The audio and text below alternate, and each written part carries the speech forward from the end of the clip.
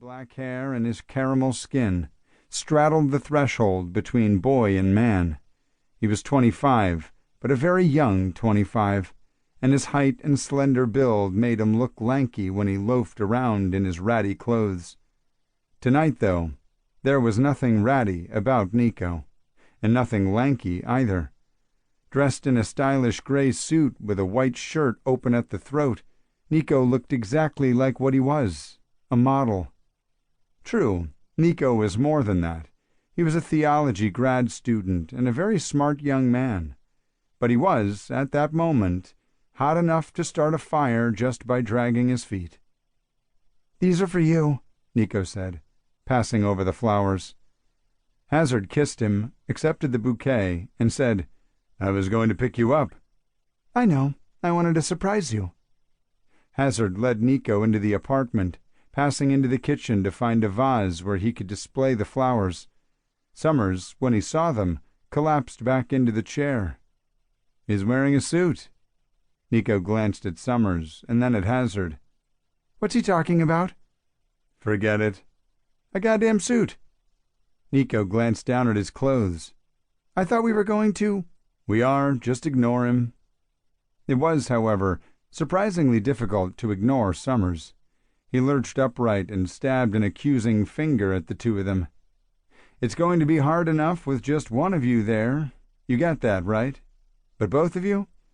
And he's wearing a goddamn suit?" Nico's cheeks colored, and in a whisper he asked, "He doesn't want to go to dinner with a gay couple? Why'd he invite us?" "He's not homophobic," Hazard answered. Then, in a louder voice, he added, "He's just an insecure asshole." "I heard that," Summers called. "Will somebody tell me what's going on?" Nico asked. "What's going on?" Summers said, stalking towards the kitchen and stabbing another finger at them, "is that I'm trying to impress someone tonight, but you show up."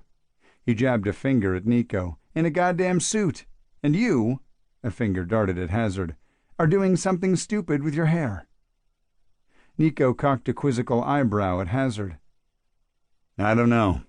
"Your hair does look different." "I told you," Summers shouted. "I knew it." "Jesus Christ, will you please not encourage him?" Nico's refined features twisted into a mask of complicated emotions. He didn't like Summers. Oh, he'd never said those words, but his feelings were obvious. He was convinced, for some reason, that Summers was infatuated with Hazard. It didn't matter what Hazard said to convince him otherwise, but right then something was warring with Nico's dislike, and it took Hazard a moment to realize what it was. Compassion. "I don't get it," Nico finally said, still directing his words to Hazard, even though his gaze never left Summers. "He knows he's hot, right?" Summers, who had begun pacing, paused, his chest puffed out a little. "I asked you not to encourage him," Hazard said with a sigh. "Well, he is. And what is this, a date?